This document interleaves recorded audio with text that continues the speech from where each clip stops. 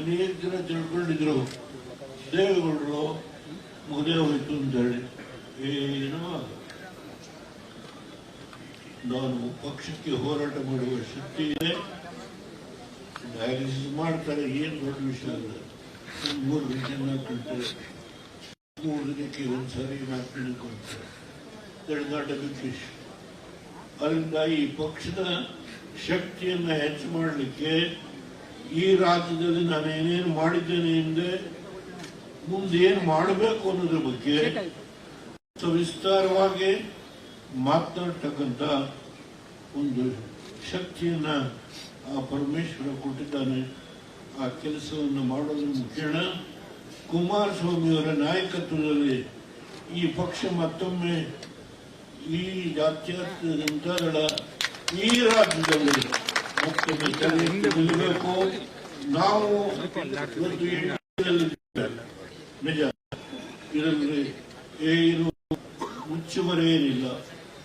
ನಾನೇ ಕುಮಾರಸ್ವಾಮಿಯವರನ್ನ ಏನು ಅವರು ಸುಮಾರು 26,000 ಕೋಟಿ ರೈತರ ಸಾಲ ಮನ್ನಾ ಮಾಡಿ ಅನೇಕ ಜನಪರ ಕಾರ್ಯಕ್ರಮವನ್ನು ತೆಗೆದುಕೊಂಡ್ರು.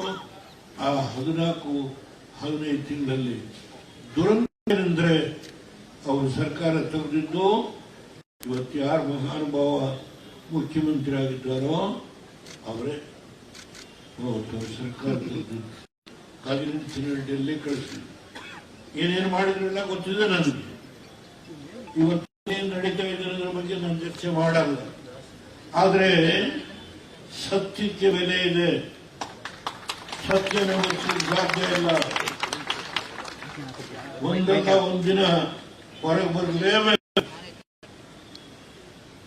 ಯಾರು ತಪ್ಪಿಸ್ಕೊಳ್ಲಿಕ್ಕಾಗಲ್ಲ.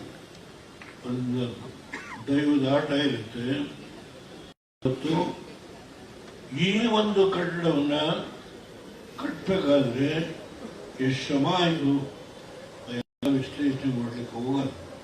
ಇವತ್ತು ಈ ಕಟ್ಟಡದ ಹೆಸರು ನಾವು ಜಯಪ್ರಕಾಶ್ ನಾರಾಯಣ ಅವರು ಏನು 2ನೇ ಸ್ವಾತಂತ್ರ್ಯಕ್ಕೆ ಈ ದೇಶದಲ್ಲಿ ಹೋರಾಟ ಮಾಡಿದ್ರು.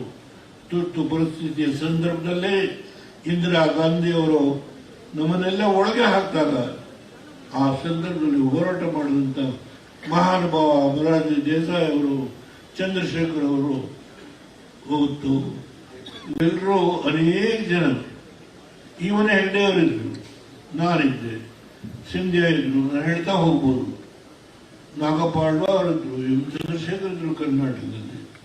ಹೀಗೆ ಅನೇಕ ಜನ ಅವತ್ತು ನಾವು ಜೈಲೊಳಗಿದ್ವಿ.